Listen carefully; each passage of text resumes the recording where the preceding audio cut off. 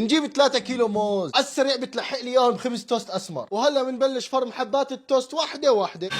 وهلا بعد ما فرمناهم على ماكينه الكبه بتقربوا لي لهون، بنمسكهم هيك وبنبدا نفرفطهم بايدينا يا غوالي مشان يعطوكم احسن قوام. شايفين بسم الله ما شاء الله. بنجيب مقلايه وبنحط معلقه سمنه كبيره، مو مشان شيء، مشان صحتكم يا غوالي. وهلا بس حميه السمنه عنا بننزل عليهم الخبزات اللي عنا وبنقلبهم شوي يا غوالي. وهلا بنبلش نقشر الموز يا غوالي.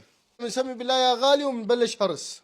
هلا بس نغنغنا الخبز بالسمنه هو سخن هيك بننزله على الموزات، وعلى الحارك بننتر عليهم علبتين قشطه. وهلا بنسمي بالله وبنخلط كل شيء مع بعض. وهلا بنسمي بالله وبنحط عليهم شويه عسل، مو مشان شيء، مشان صحتنا يا غوالي. وهلا بنخلط كثير منيح مره ثانيه. شوفوا لي على هالقوام بسم الله ما شاء الله. وهلا بنسمي بالله وبنسكبهم. بنيجي عند اول وحده وبنحط لها كورن فليكس على الوش يا غالي. ودعم لي حالك بالعسلات يا غالي، مو مشان شيء، مشان صحتك. وبننهيها برشه حبه بركه. وهلا بس خلصنا من الفخاره الاولى بنيجي عند الفخاره الثانيه، وعلى طول بنجيب التمر هيك بنحطه عليها وبنلحقها على طول بحبايه جوز يا غوالي. وهلا بعد ما زبطناه بهالتمرات والجوزات بنجيب دبس التمر وبنبدا هيك نحطه عليه. يا سلام يا سلام. وبعد ما خلصنا الاولى والثانيه بتجي لي لعند الثالثه وبتدعم لي حالك بشويه جبنه شيدر، مو مشان شيء، مشان صحتك يا غالي. وما بننسى نحط لها العسل على الوش. شوفوا على هالمنظر، يا سلام يا سلام. وكمان هالمره ما بننسى كمان حبه البركه على الوش. شوفوا على هالمنظر.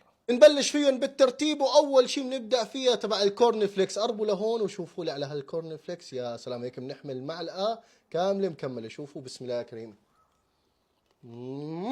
هون القرمشه نار. تبع الكورن فليكس دمار يا غالي، بس لازم نجرب تبع الجبنه هيك لانه هي بتعطي شويه ملوحه، شيء خرافي.